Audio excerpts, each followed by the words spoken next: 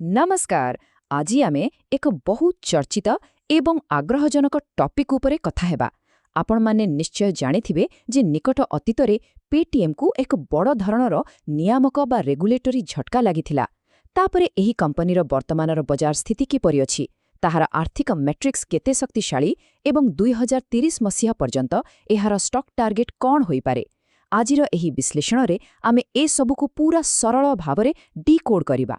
आसंतु देखिबा एही विशाल fintech company निजको किपरि बदलाउछि। आजिर आम आलोचना मुख्यतः एही पांचटी विषय उपरे आधारित रहिब। प्रथमे नियामक झटका, तापरे प्लाटफॉर्म पिवट, तृतीयरे एआई चालित मर्चेंट इकोसिस्टम, चतुर्थरे कंपनीर आर्थिक लाभाडकु रास्ता, आउ शेषरे 2030 पर्यंत स्टॉक टार्गेट। विभाग 1 नियामक झटका। प्रथमे आसंतु बुझिबा जे प्रकृतरे समस्याटी आरंभ हेला केउठु। देखंतु आरबीआई रो कड़ा पदक्षेप कंपनीर मूल मॉडल को पूरा दहलाई दिथिला। किंतु गोटिया कथा मने रखिबे, एहा कोनोसी राताराती घटिथिबा घटना नथिला। टाइमलाइन को लक्ष्य करंतु 2022 मसीहा रे ही आरबीआई पेटीएम पेमेंट्स बैंक किंबा पीपीबीएल रे नुआ ग्राहक जोड़िबा उपरे रोक लगाइथिला। तापरे 2024 बेलकु एही कटकणा आहुरी कड़ा हेला और शेषरे एप्रिल 2026 रे जाई आरबीआई सरकारी भाबे लाइसेंस को संपूर्ण बातिल कला। माने एहा एक लंबा रेगुलेटरी यात्रार शेष परिणाम थिला। आउ एही लाइसेंस हराइबाटा कंपनी पई केते बड़ झटका थिला ताहा इंडमनीर एही एनालिसिस बहुत सुंदर भाबरे बुझाउछि। सेमानंक कहिबा अनुଯାयी प्रकृत समस्या हेउछि पेटीएम रो इकोसिस्टम किपरि गठित। एहा व्यवसायर कार्यशैली को संपूर्ण रूपे बदलाई दिए। एहार अर्थ हेला पूर्वरु कंपनी पाखरे पेमेंट प्रक्रियार आरंभरु शेष पर्यंत संपूर्ण नियंत्रण थिला, किंतु निज बैंक बंद हेबा परे सेही नियंत्रण हाथ छड़ा हेला, जहा फलरे मार्केट रे विश्वासर एक विराट संकट देखादेला। विभाग 2 प्लाटफॉर्म पिवट। एते बड़ संकट परे बंचिबा पई एक नुआ रास्ता खोजिबा निहाती जरूरी थिला। तेणु कंपनी एक विराट व्यावसायिक परिवर्तन किंबा पिवट कला, जहार मूल दुआ हेउछि टीपीएपी मॉडल। टीपीएपी माने थर्ड पार्टी एप्लिकेशन प्रोवाइडर। पूरा सरल भाषा कहिले एबे आउ निजर बैंकर दरकार नहीं, बरं अन्य बड़ बड़ बैंक गुड़िक सहित मिसी केवल एक टेक्नोलोजी प्रदानकारी भाबे यूपीआई सेवा देवा। एही नुआ फाउंडेशन ही सेमानंकु आगुकु बढ़िबारे साहाय्य कला। एही पुरुणा आउ नुआ मॉडल भितर थिबा पार्थक्य को टिके देखंतु। पूर्वरु थिला इन हाउस बैंकिंग मॉडल, सबुकिछि निज कंट्रोल रे थिला सत, किंतु पीपीबीएल उपरे अत्यधिक निर्भरशीलता जोगु रेगुलेटरी रिस्क बहुत बेसी थिला। एबे किंतु आसी जाइछि मल्टी बैंक पार्टनर मॉडल, माने एबे एक्सिस, एचडीएफसी, एसबीआई एवं येस बैंक भली बाह्य पार्टनर मानक सह भागीदारी होइछि। एहा द्वारा व्यवसायर गठन प्रायतः विपद मुक्त होई पारिछि आ निवेशकंकर आस्था फेराई आनिबा सहज होइछि। विभाग 3 एआई चालित व्यवसायी इकोसिस्टम।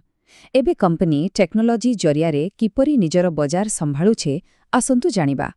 वर्तमान आपण भाबुथिबे बैंकिंग लाइसेंस तो नाही, तेबे मार्केट रे दबदबा रहिबो केमिति। थरे भाबंतु तो एही कंपनीर 4 कोटी 80 लक्ष व्यवसायींकर एक विशाल इकोसिस्टम रहिछि। छोटो चा दुकानी ठारू आरंभ करी बड़ बड़ ऑमनी चैनल वेंडन पर्यंत एते बड़ नेटवर्क को संभाळिबा आउ सेमानंकर अतुट विश्वास बजाय रखिबा पई एकमात्र भरोसा हेउछि एडवांस टेक्नोलोजी। आउ एही टेक्नोलोजी हेउछि आर्टिफिशियल इंटेलिजेंस बा एआई। कंपनीर आर्म्स प्लेटफॉर्म मूल्य निर्धारण को पूरा ऑप्टिमाइज करुछि। सबुठो बढ़िया कथा हैला पेरिस्कोप सिस्टम, जहा रियल टाइम रे कौनसी भी फ्रॉड बा ठकेई को सांगे सांगे धरी पारुछि। एहा सहित 24 घंटिया बहुभाषी एआई सपोर्ट आउ नुआ व्यवसायींक पाई ऑटोमेटिक ऑनबोर्डिंग व्यवस्था अछि। एही सबु ज्ञानकौशल जोगु ही निजर बैंक नथाई मध्य सेमाने खूब सुंदर भाबे ऑपरेशन चलाई पारुछंती। विभाग 4 आर्थिक लाभ आड़कु रास्ता। एही सबु स्ट्राटेजी परे प्रकृतरे पैसा आसुछि कि नाही आसंतु देखिबा। एही नुआ मल्टी बैंक आउ एआई स्ट्राटेजी कौन प्रकृति रे काम देउछि। आसंतु किछि हार्ड फाइनेंशियल नंबर्स उपरे नजर पकाइबा। देखंतु करंट रेशियो आर्थिक वर्ष 2024 रे 3.12 थिला, जहाकी बढ़ी 3.46 रे पहुंचीछि। माने कंपनीर आर्थिक स्वास्थ्य रे सुधार आसुछि। आउ सबुठु जबरदस्त कथा हैला एमानंकर डेप्ट इक्विटी अनुपात ଯାହାକି ମାତ୍ର 0.01 ରହିଛି। ଏହାର ସିଧା ଅର୍ଥ ହେଲା କମ୍ପାନୀ ଉପରେ ଋଣର ବୋଝ ପ୍ରାୟତଃ 0, ଯାହାକି ନିବେଶକଙ୍କ ପାଇଁ ଖୁବ୍ ଆଶ୍ୱାସନାର କଥା। ଏବେ ଏଇ ନମ୍ବରଟାକୁ ଟିକେ ଧ୍ୟାନ ଦିଅନ୍ତୁ, 123 କୋଟି ଟଙ୍କା। ଏହା ଏକ ବହୁତ ବଡ଼ ମାଇଲଖୁଣ୍ଟ। ଅନେକ ଦିନ ଧରି ଖାଲି କ୍ଷତି ସହିବା ଏବଂ କ୍ୟାଶ୍ ବର୍ନ କରିବା ପରେ ଶେଷରେ ପ୍ରଥମ ତ୍ରୈମାସିକ ଆର୍ଥିକ ବର୍ଷ 2026ରେ କମ୍ପାନୀ 123 କୋଟି ଟଙ୍କାର ନେଟ୍ ପ୍ରଫିଟ୍ ବା ପିଏଟି ହାସଲ କରିଛି।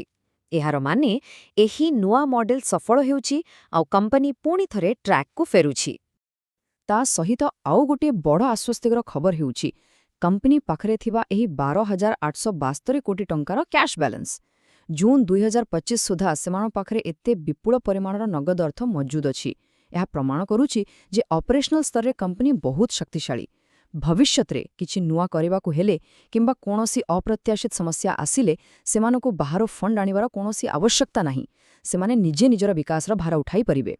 ବିଭାଗ 5 2030 ପର୍ଯ୍ୟନ୍ତ ଷ୍ଟକ୍ ଲକ୍ଷ୍ୟ। ଆସନ୍ତୁ ଦେଖିବା ଭବିଷ୍ୟତ ପାଇଁ ବଜାରର ଆକଳନ କ'ଣ ରହିଛି। ଏତେ ସବୁ ପରିବର୍ତ୍ତନ ପରେ ଆର୍ଥିକ ବିଶ୍ଳେଷକମାନେ କ'ଣ ଭାବୁଛନ୍ତି ତାହା ମଧ୍ୟ ଜାଣିବା ନିହାତି ଦରକାର। ଏହି ପ୍ରାଇସ୍ ଟାର୍ଗେଟ ଉପରେ ନଜର ପକାନ୍ତୁ। ସ୍ୱଳ୍ପକାଳୀନ ଅର୍ଥାତ୍ 2025 ଆଉ 2026 ପାଇଁ ଆକଳନ ଟିକେ ସତର୍କତାପୂର୍ଣ୍ଣ ଅଛି। ଯେପରି 2026 ସୁଦ୍ଧା ସର୍ବାଧିକ 1,000 ଟଙ୍କା ଅନୁମାନ କରାଯାଉଛି। କିନ୍ତୁ ଅସଲି ଖେଳ ତ 2030ରେ ଅଛି। 2030 ବେଳକୁ ଏହି ଟାର୍ଗେଟ ସର୍ବାଧିକ 2,200 ଟଙ୍କା ପର୍ଯ୍ୟନ୍ତ ଛୁଇଁବାର ଆଶା କରାଯାଉଛି। ଏହାର ଅର୍ଥ ଦୀର୍ଘକାଳୀନ ଅଭିବୃଦ୍ଧି ଉପରେ ବିଶ୍ଳେଷକମାନଙ୍କର ପୁରା ଭରସା ଅଛି। ଆଉ ଏହି 2,200 ଟଙ୍କାର ଷ୍ଟକ୍ ଟାର୍ଗେଟକୁ ପହଞ୍ଚିବା ପଛରେ 4ଟି ମୁଖ୍ୟ କାରଣ ରହିଛି। ପ୍ରଥମତଃ ମର୍ଚେଣ୍ଟ ସବସ୍କ୍ରିପସନରୁ ଲଗାତାର ଆୟ ବଢ଼ୁଛି। ଦ୍ୱିତୀୟରେ ଡିଜିଟାଲ ଲେଣ୍ଡିଂ ବା ଲୋନ୍ ମାର୍କେଟରେ ବିରାଟ ସମ୍ଭାବନା ଅଛି, ଯାହାକି 2030 ସୁଦ୍ଧା $300 ବିଲିୟନ ଛୁଇଁପାରେ। ତୃତୀୟରେ ଆମର ଛୋଟ ଛୋଟ ଟିଆର 2 ଏବଂ ଟିଅର 3 ସହରରେ ଏବେ ଡିଜିଟାଲ ପେମେଣ୍ଟ ଖୁବ୍ ଜୋରରେ ବଢ଼ୁଛି। ଆଉ ଚତୁର୍ଥ କାରଣ ହେଲା ଏଆଇ ବ୍ୟବହାର କରି କମ୍ପାନୀର ନିଜସ୍ୱ ଖର୍ଚ୍ଚ କମିବା ଆଉ ଅପରେସନ ଉନ୍ନତ ହେବା। ଏହି 4ଟି କାରଣ ହିଁ ଭବିଷ୍ୟତର ଗ୍ରୋଥ୍ ଇଞ୍ଜିନ୍। ତେବେ ଏସବୁ ତଥ୍ୟକୁ ଆଲୋଚନା କରିବା ପରେ ଶେଷରେ ଆମ ମନରେ ଗୋଟେ ବଡ଼ ପ୍ରଶ୍ନ ଆସୁଛି। ଏହି ନୂଆ ବିପଦମୁକ୍ତ ପ୍ଲାଟଫର୍ମ ଆଉ ବ୍ୟାପକ ଦୀର୍ଘକାଳୀନ ଅଭିବୃଦ୍ଧିର ସମ୍ଭାବନା କ'ଣ ପ୍ରକୃତରେ ଅତୀତରେ ସେହି ରେଗୁଲେଟରୀ ବିପଦର ଛାୟାକୁ ପଛରେ ପକାଇ ଦେଇପାରିବ? କମ୍ପାନୀ ଲାଭଜନକ ସ୍ଥିତିକୁ ତ ଫେରୁଛି, କିନ୍ତୁ ବାହ୍ୟ ପାର୍ଟନରଙ୍କ ଉପରେ ନିର୍ଭରଶୀଳତା ଆଉ ଭବିଷ୍ୟତର ନିୟମକାନୁନ ଭିତରେ ସେମାନେ କିପରି ସନ୍ତୁଳନ ରଖୁଛନ୍ତି ତାହା ହିଁ ଦେଖିବାର କଥା। ଆପଣମାନେ କ'ଣ ଭାବୁଛନ୍ତି? ଏହି ବଡ଼ ଟର୍ଣ୍ଣରାଉଣ୍ଡ ବିଷୟରେ ନିଜର ମତ ନିଶ୍ଚୟ ରଖିବେ। ଆଜିର ଏହି ବିଶ୍ଳେଷଣରେ ଆମ ସହ ଯୋଡ଼ି ହୋଇଥିବାରୁ ବହୁତ ବହୁତ ଧନ୍ୟବାଦ। ଆଗକୁ ମଧ୍ୟ ଏମିତି ନୂଆ ନୂଆ ତଥ୍ୟ ସହ ଆମେ ଭେଟ ହେବା।